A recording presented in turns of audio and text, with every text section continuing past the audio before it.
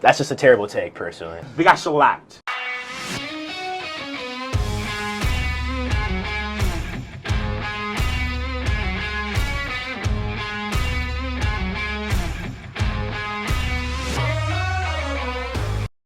Hello, ladies and gentlemen. Welcome to the starting lineup. I'm your host, Lenny Penn. I hope you're doing well on this fine Wednesday. On the show tonight, we have Lorelai and Avery. Let's roll into this. On Monday, March Madness ended with a bang. I love talking about it, so let's debrief. Ladies, Florida and Houston, take me through it.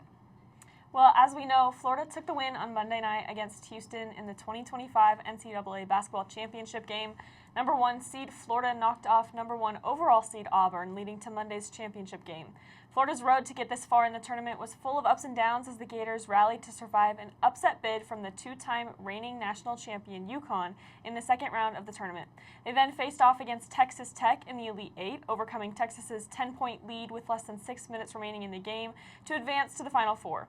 The Gators trailed behind Auburn in the semifinals by as many as 9 points, but in the end they took the win against the Tigers and took the national title on the last game against Houston on Monday night. Okay, you took me through the Gators. Take me through Houston. Let's hear it. As Avery mentioned, Florida won Monday night, which I have to say I was sad about. Being from Texas, I really did want Houston to win. But Houston worked very hard this season. They knocked out Purdue in the Sweet 16 after Milos Uzan scored an amazing bucket with 1 second left. They then played Tennessee Volunteers next, which honestly was an easy win for them. Their defense was good, but that didn't stop Houston.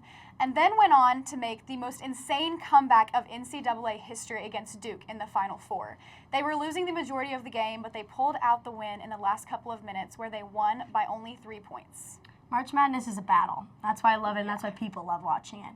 Now that you know what it took for both of the teams to get into the finals, here's what happened. The 2025 NCAA Men's Basketball Championship wrapped up with an absolute thriller. San Antonio, the Florida Gators, are their national champions. They're pulling off a stunning 65-63 comeback win over the Houston Cougars. Houston came out strong, held a commanding 12-point lead in the second half, but the Gators weren't done yet, led by Walter Clayton Jr., who scored all 11 of his points after halftime. Florida clawed back into the game, and in the final seconds, Clayton made the defensive stop of the night and shut Houston down for good. This win marks Florida's third national title and their first since 2007. It's also a huge milestone for head coach Todd Golden, who claims his first championship ring. Walter Clayton Jr. was named the tournament's most outstanding player, and after the performance, no one's arguing with that. What a ride for Gator Nation. Let's talk sports drama. I want to hear it all. What's going on and what's trending on Twitter? Let's hear it. Lorelai, what do you have for us? Luka Doncic was ejected from the Lakers versus Oklahoma City Thunder's game last week after getting his second foul. He was talking to a fan that was sitting courtside during the fourth quarter when he was wrongfully hit with a foul. Referee J.T. Orr said he looked directly at an official and used vulgar language. Luka stated later that he was talking to a Thunder's fan and that the language was aimed at them. They went on to lose the game, which people say when Luka was ejected, it made them lose the momentum. 2 days ago, the technical foul was rescinded after further review by the league office. Tough. Okay, Avery, what do you have for us? So the Colorado Nuggets have fired their head coach, Michael Malone, and said that they would not extend their general manager, Calvin Booth's contract just before the end of their regular season. This comes at a time where the Nuggets have lost 4 straight games and are at risk of falling into the play-in. Malone has been with the team for 10 years, and according to ESPN, there was no one thing that caused the decision to fire Malone. It was just time to move on and make a few changes for this Colorado basketball team. Curious as to how that went down. Logistics of it. That was sent in my family group chat. It was quite the discussion. All right. Well, I'm going to be talking about the U.S. women's national team who has a problem, and it's not just one they're used to having. For years, the goalkeeper position has been a pillar strength with legends like Brianna Scurry, Hope Solo, and most recently Alyssa Nair holding down the fort, but now that position, once untouchable, is suddenly up for grabs. Teacher's retirement at the end of the last left a void that still hasn't been filled, and as head coach Emma High searches for a new number 1. All she's finding is uncertainty. 4 goalkeepers are in the running. Fallon Joyce, who made an impressive debut. Jane Campbell, once the favorite but now benched. Mandy McGlynn, who struggled in her chance to shine. And Casey Murphy, the most experienced but noticeably absent from the recent camps. Hayes is experimenting. She wants the composure. She wants distribution. She wants a keeper who can handle the pressure. not just between the posts, but in possession and under fire so far. No one has fully delivered. The result, a goalkeeper crisis at the worst possible time with only the 2027 World Cup only 2 years away. Hayes is set a deadline, and she says she'll name her starter by July, but if no one steps up, the U.S. could head into the most important tournament in women's soccer with inexperience, instability, and a big question in goal. All right, with that being said, we'll be right back after the commercial break. I'm Kate Condon, and you're watching UATV3. This is Madeline Heinrich, and you're watching UATV3.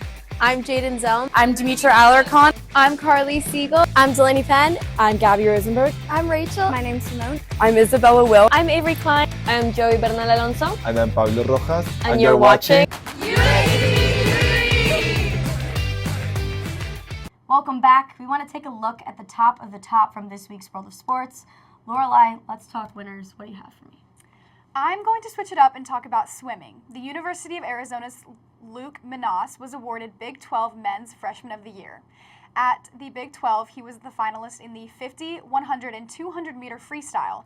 He's had an incredible season after setting multiple and relay records, as well as qualifying for Division I NCAA National Championships and multiple events. Killer athlete. Okay, Avery, who are we talking about?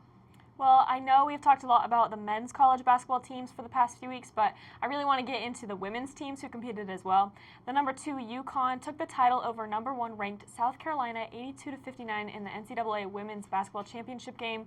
UConn guard Paige Buchers earned her first championship this year just before leaving the Huskies for the WNBA next season. UConn outscored South Carolina in the third quarter to attain a 20-point lead that South Carolina just could not overcome, and this was the Huskies' 12th national championship win in 9 years. And I think it was only time that these women took the title once again. I'm glad you brought this up. We have not covered very much of Women's March Madness, so thank you. Appreciate that. Okay, I'm going to be talking soccer again. I'm going to go with the Premier League. Arsenal delivered a European night for the ages, dismantling defending champions Real Madrid 3-0 at the Emirates in Champions League quarterfinals. Declan Rice, who had scored a direct free kick in his career, buried 2 in just 12 minutes, both unstoppable. Mikel Moreno added a third, and Madrid's frustration boiled over as Eduardo Camavinga saw red in stoppage time. It was a complete performance, and for Arsenal, who haven't reached a Champions League semi-final since 2009, it was a night that lit up North London and shook the football world. Before we send off our messages, we're going to have to go for a quick commercial break. We'll be right back.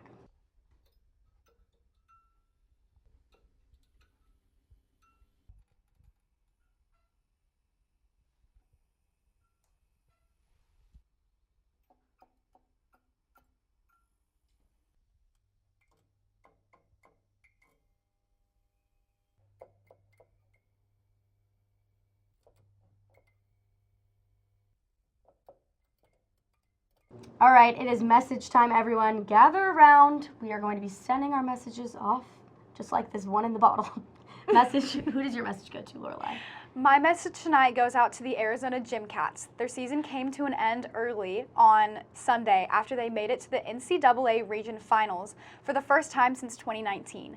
They did amazing with the lowest score only being 9.775. They had an amazing season with being undefeated at home for the first time since 2004. Awesome. We actually have a Gymcat in UATV, so go team. All right, Avery, who's your message off to? My message goes out to our Arizona men's baseball team for their game series against Oklahoma State this weekend. The Wildcats take on the Cowboys starting this Friday at 6 p.m. and again on Saturday at 6 p.m. here in Tucson. Good luck to our team, and I can't wait to watch. You heard it here. Good luck. Let's go, U of A. My message is a question for a listener. You walked away with Olympic gold medal, a World Cup, and the weight of a nation in your gloves. I want to know, if I could, step into your brain, what you think and who you think should be stepping up behind you. With all the drama, I wish I could take a peek into your brain and know what you are thinking about all the goalkeeper turmoil that's going on, but I can't do that, so I'd like you to just maybe help them choose. Sadly, that's all we have for you tonight. Be sure to tune in to Wildcast on Monday and the starting lineup on Wednesdays. Have a good night.